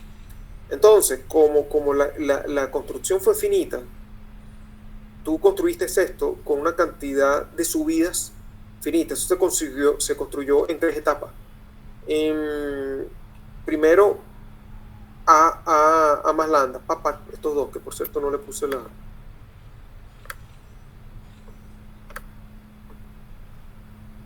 Esta etapa, primera etapa recursiva, A más lambda. Segunda etapa recursiva, A más lambda por B. Tercera etapa recursiva, A más lambda por B más vacío. Usaste 3 pasos. Esos 3 pasos se pueden ver desde arriba para abajo como un camino descendente de longitud 3. Entonces, por supuesto, como el objeto salió de una cantidad finita de pasos, es lógico que bajando hay una cantidad finita de niveles. Entonces, esto es un orden parcial, porque no tiene ciclos, que no tiene cadenas infinitas descendentes. ¿Cómo se llaman ese tipo de orden? En estructuras discretas.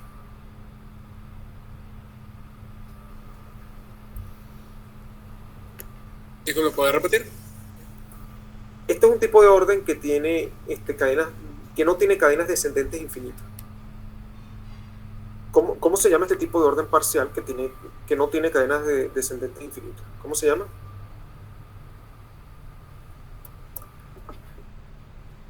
¿Eso era un reticulado? No. Órdenes bien fundados.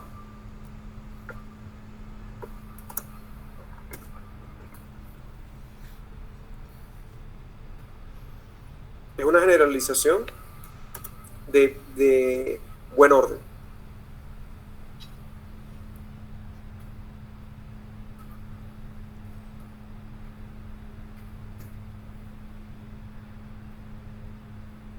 Orden bien fundado.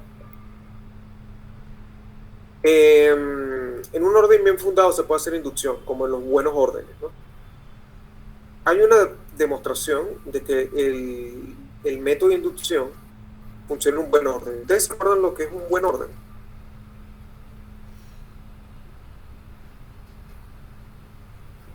Buen orden significa que en todo su conjunto, en un conjunto ordenado, ¿no? Si tú agarras un subconjunto no vacío, ese subconjunto no vacío tiene un mínimo. ¿Se acuerdan de eso? Sí. Sí. bien fundado, que tenga esta propiedad de que hay una cadena descendente, no hay cadenas descendentes infinitas, es equivalente a decir que en todo su conjunto que tú agarres, no vacío, en este conjunto de elementos, siempre hay un minimal. Que es la versión parcial de buen orden.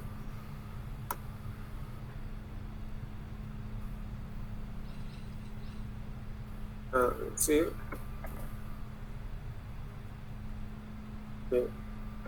Todo su conjunto no vacío tiene un mínimo. Si digo un mínimo, es buen orden. Si es minimal, orden bien fundado. Entonces, los buenos órdenes, en los buenos órdenes se puede hacer inducción, en los órdenes bien fundados también. ¿Okay? Solo que es una inducción donde parte el caso base se demuestra usando todos los elementos minimales. Y después, suponiendo que el teorema es cierto para un término arbitrario T, tú deberías probar que la proposición del teorema es cierto para un Q, suponiendo que cualquier objeto por debajo de Q cumple con la propiedad. Así como se hace el orden inducción bien fundada. A veces en discretas no se da eso, sino que se da inducción simple, la inducción de órdenes, de buenos órdenes normalmente, ¿no? Bueno, mira, el hecho que no haya cadenas infinitas descendentes es equivalente a esto. ¿Por qué?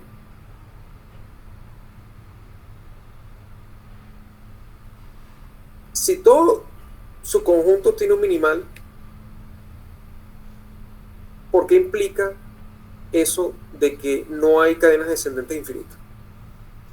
Vamos a suponer que todo su conjunto tiene un minimal. ¿Qué pasaría si existiese una cadena infinita descendente? Eso refutaría el hecho de que tenga un minimal, porque puedo seguir, digamos, bajando. Claro, porque ese es su conjunto, exactamente, ese es su conjunto que corresponde solo a la cadena infinita, va siempre en descenso y no tiene un minimal, ¿no? Entonces, ya sabes que esto implica esto, ¿no?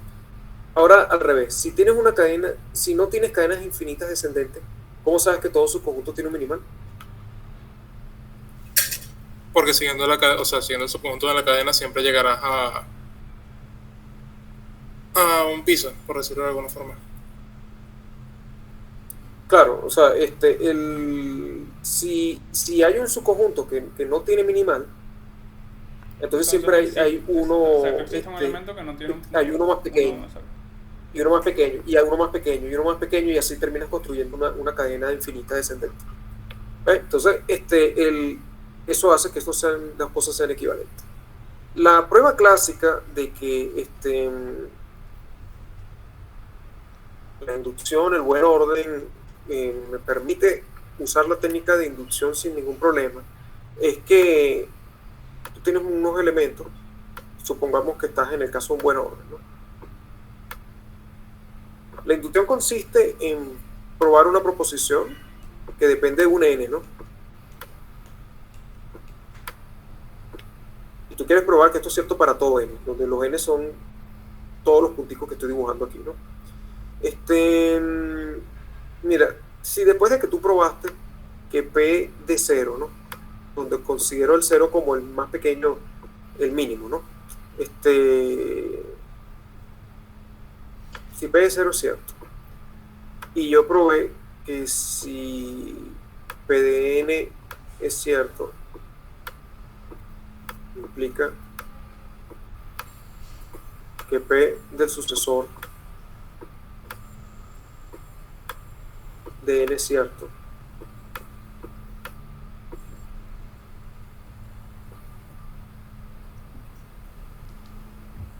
a ver, entonces, ¿qué pasaría? Suponte que yo hice esta prueba y aún así, probando esto, hay algunos elementos que no cumplen con la propiedad, cosa que ya sabemos que eso no pasa. Pero ¿cómo yo sé que este método de inducción, que probando estas dos cosas,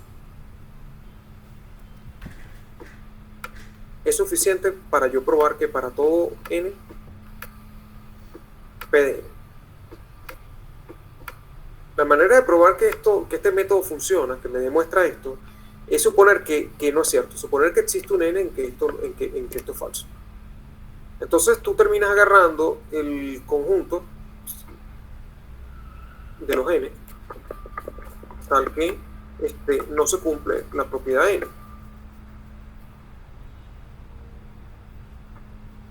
Si esto no fuese cierto, este conjunto es distinto a vacío, ¿verdad? Sí. Ujú. Sí. Si es distinto a vacío, entonces tiene un mínimo. ¿Ven? Dentro del conjunto, vamos a llamarlo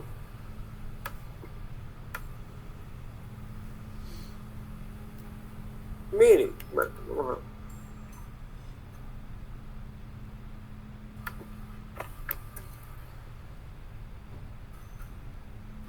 al mínimo este conjunto. SM puede ser 0.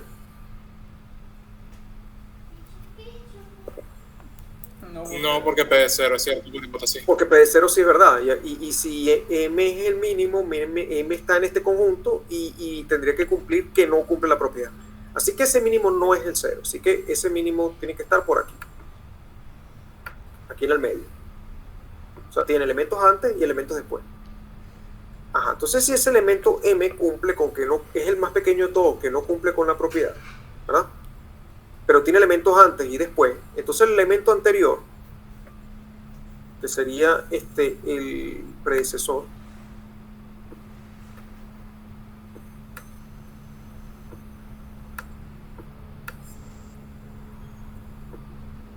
al ser el más pequeño de los que no cumplen con P, predecesor de M, cumple con P. Entonces, predecesor de M cumple con esto. Pero como yo probé que todos los que cumplen con esto cumplen, que sucesor de ellos también lo cumple, entonces eso me haría de que M cumple con la propiedad, contradiciendo el hecho de que había supuesto de que habían dicho que M no la cumplía. ¿Se entiende? Sí. Ujú. Sí. Esa es la contradicción, ¿no? Bueno, esta demostración se puede generalizar para el caso bien fundado, donde tú dices que lo que tú tienes que demostrar es lo siguiente. Pruebas que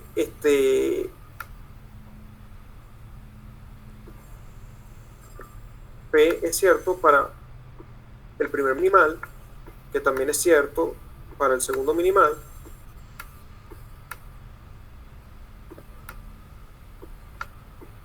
y así, ¿no? Para todos los minimales. Y luego pruebas de que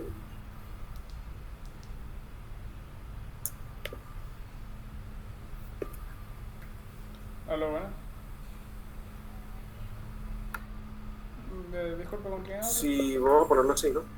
Si para todo Ok. Ya recuerdo. ¿Cómo está?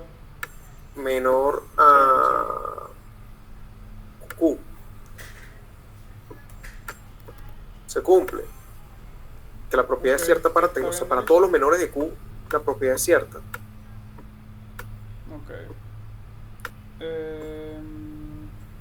Es algo así como que aquí el único menor era N, ¿no? Todos los menores de Q la propiedad es cierta. Eso implica que la propiedad es cierta para Q. Realmente. Ok, perfecto. Entonces esta sería la inducción bien fundada. Aló, Tú haces estas dos cosas, demuestras estas dos cosas, y con esto usted demuestra en cuanto que para todo Q, sería lo mismo los 10 valores por hora. en el conjunto parcialmente ordenado Aló, ¿me P escuchas? de Q. Y esto es una técnica que te permite hacer inducción sobre conjuntos parciales. Aló. ¿Entiendes? Pero el conjunto parcial tiene que ser bien fundado. Es decir, que no pueden haber cadenas infinitas descendentes o que todo su conjunto tiene que tener un minimal. Todo su conjunto no vacío. Y el argumento es el mismo. Los 10 El argumento es el mismo. Si esta técnica de mostrar estas dos cosas no prueba el para todo, quiere decir que este conjunto no existe, este conjunto, el que de los elementos que no cumple con la propiedad no es vacío. Si no es vacío, tiene un minimal. Entonces obtengo un minimal, no es uno solo, sino son varios, pues, potencialmente, pero por lo menos hay uno, ¿no? Si el conjunto es bien fundado. Entonces ese minimal está aquí. Pero ese minimal de este conjunto no puede ser el minimal de todo el conjunto, porque el minimal de todo el conjunto la propiedad la cumple. Y se supone que M no cumple con la propiedad. Así que M está entre dos elementos en el orden. Tú agarras uno de los elementos menores a M inmediatamente anterior. Bueno, es que no solo eso, sino que ningún elemento menor a M puede no cumplir la propiedad. Porque M era un minimal del conjunto de los que no cumplen la propiedad. Así que todos los menores a M tienen que cumplir la propiedad. Porque si no la cumpliera, M no sería minimal de este conjunto, ¿verdad? Ok, perfecto. Entonces, si todos los minimales, si todos los menores a M, o sea, si este Q es M, y todos los menores a M cumplen con la propiedad, por esto, que yo se supone que lo demostré, o sea, hice la prueba y yo demostré esto y demostré esto. Se supone entonces que P se cumple para M, violando lo que se había dicho anteriormente de que M no cumplía con la propiedad P. Entonces, esta conclusión tiene que ser un para todo, porque si no fuese un para todo y ya yo había demostrado esto y esto, yo tengo esta contradicción. Entonces, para eso queremos los órdenes bien fundados. La idea de esta clase es mostrar que estas definiciones de expresión regular define un orden bien fundado y que yo puedo hacer demostraciones inductivas con este tipo de inducción, probando la propiedad para todos los minimales y después espacio inductivo sobre el conjunto de las expresiones regulares, cosa que no puedo hacer con el conjunto de las bueno, ahora hablaremos. Expresiones regulares representan los lenguajes regulares, pero ¿cuáles, no? Voy a decir rápidamente, que ya se me acabó la clase, que la idea detrás de las expresiones regulares es que el símbolo vacío denote al conjunto vacío. Yo voy a separar aquí con una grapa entre sintaxis y semántica.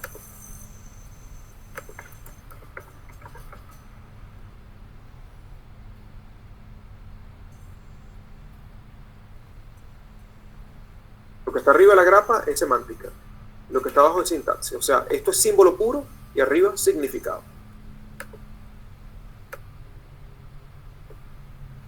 La letra A en una expresión regular significa el conjunto singleton A. Y el del lambda. El lambda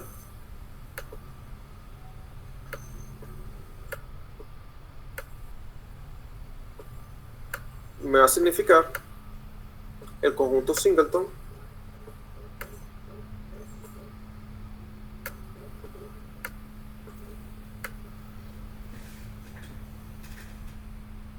lambda. ¿Okay? Estas asignaciones me generan una función entre el mundo sintáctico y el mundo semántico. Es una asignación 1 a 1, símbolo, significado, símbolo, significado, símbolo, significado. Esa función se le llama semántica.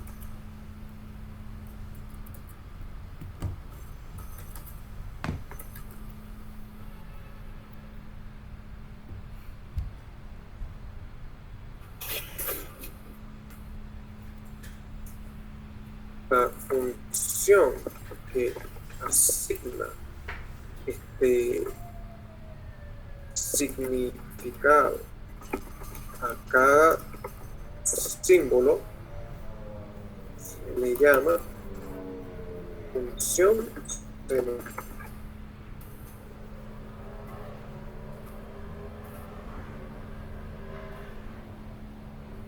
Por ejemplo, en el caso de las expresiones regulares, tenemos una función semántica para darle significado a dichas expresiones. Entonces, en notación funcional, si el nombre, en vez de llamar, si esto fuese una función, uno diría f de vacío, voy a poner uno gigante, igual al conjunto vacío.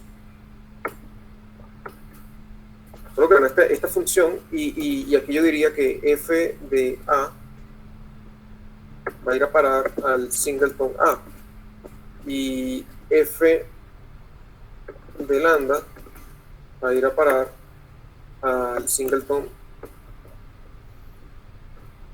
lambda, ¿no? Escribiendo esto en notación funcional, ¿verdad? Solo que yo le voy a poner un nombre particular a esta función. El nombre particular que le voy a poner a esta función, como justamente debería ser, es semántica.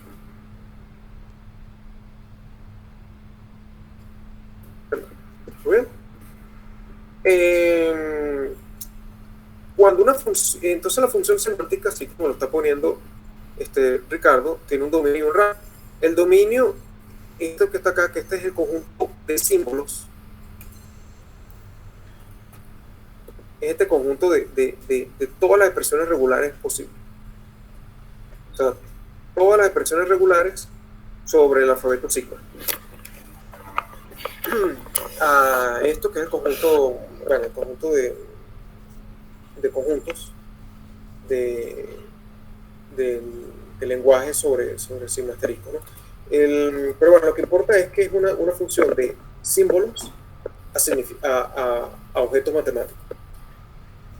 Bueno, entonces, sintaxis matemática. Sintaxis, objetos matemáticos. O sea, objetos sintácticos y objetos de la matemática. Cuando digo objetos sintácticos me refiero a símbolos. Toda función que sea de símbolos a objetos de la matemática, por notación, cuando ustedes ven los papers, no usan paréntesis así para el argumento, sino que usan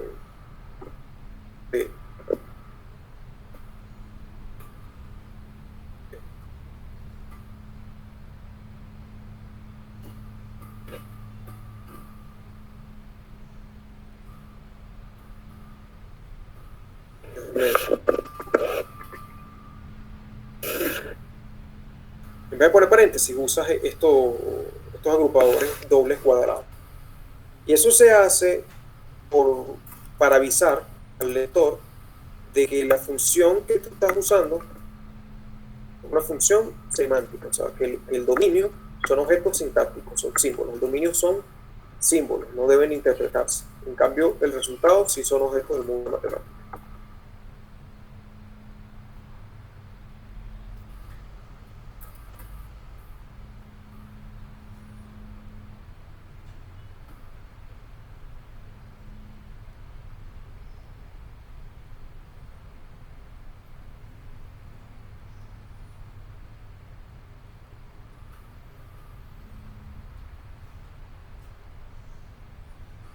Bien. Entonces, para culminar, en estas láminas Ricardo pone esto, usa la denotación con paréntesis, ¿no? En los papers usan la notación cuadrada, ¿no? Y yo en este curso uso la notación cuadrada. Bueno, semántica del vacío es el conjunto vacío, semántica de lambda es el singleton lambda, semántica de A es el singleton lambda, A, y la semántica de una suma, la suma significa unión. La semántica de la concatenación es la concatenación del lenguaje.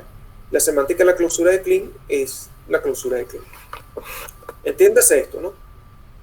Si V son símbolos, primero le sacas la semántica al símbolo U la semántica del símbolo B para convertir esto en un conjunto y convertir ver en un conjunto y después hacer la concatenación de conjuntos.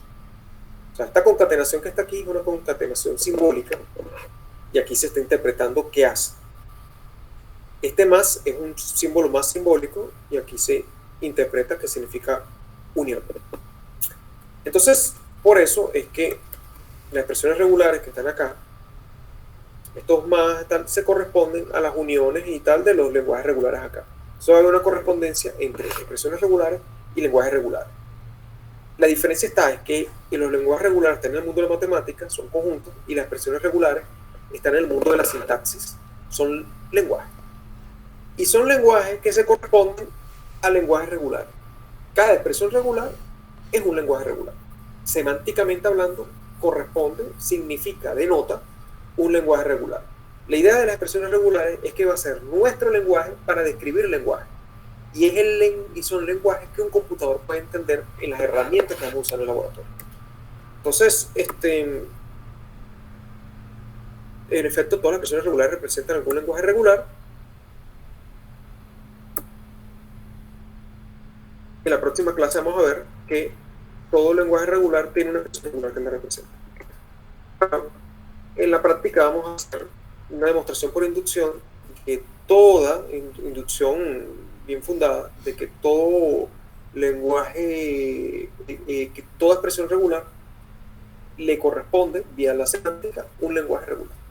Bueno, yo he terminado la clase. Voy a dejar de compartir.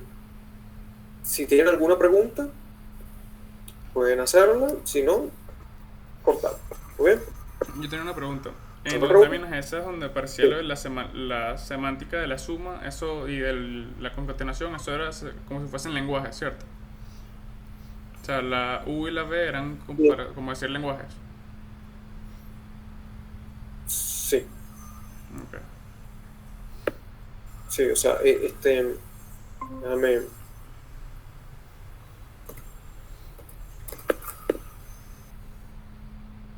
La suma, ¿no? U más B, esto es lenguaje. Esta frase significa el resultado de esta operación. Okay. Míralo aquí. Yo voy a escribir esto.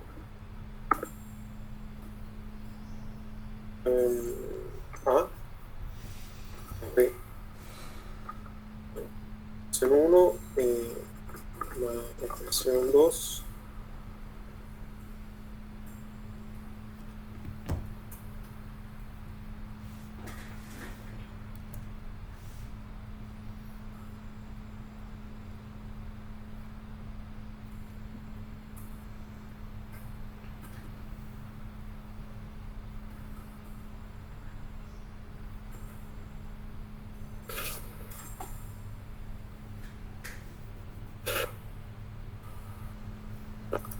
Según esta regla, ¿qué significa A más B?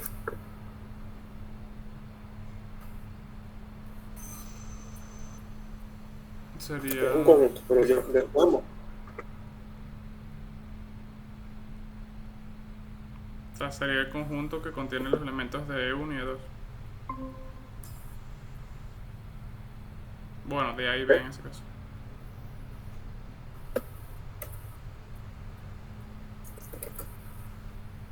Mira, ¿qué significa eso?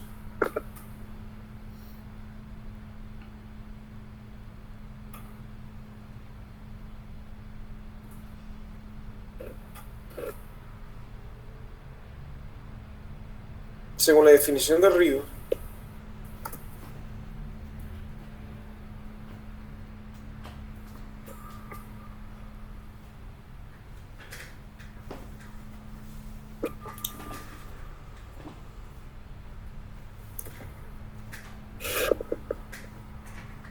¿soy igual a qué?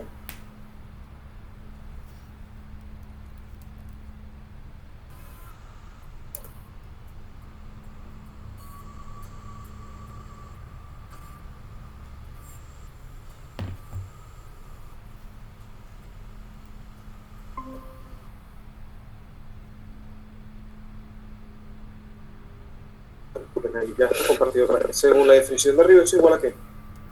la semántica de A unido a la semántica de B. de A unido con la semántica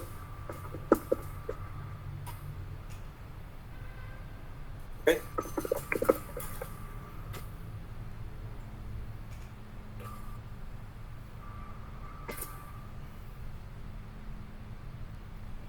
Según esta línea de arriba, ¿no? ¿Se ve cuando yo subrayo? Sí, sí se ve. Sí. Ok, ¿no?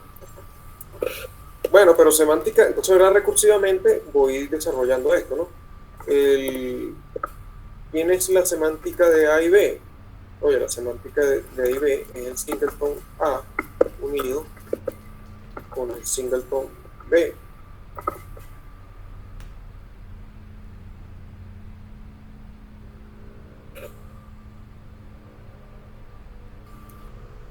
Unido con B, gracias a esta regla.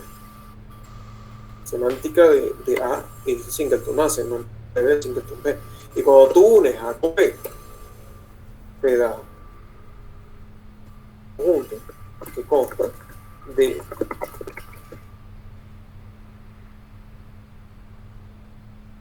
A, B.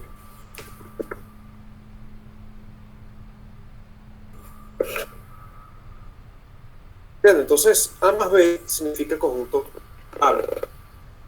Análogamente, A más B más C significa, denota el conjunto A, B, C.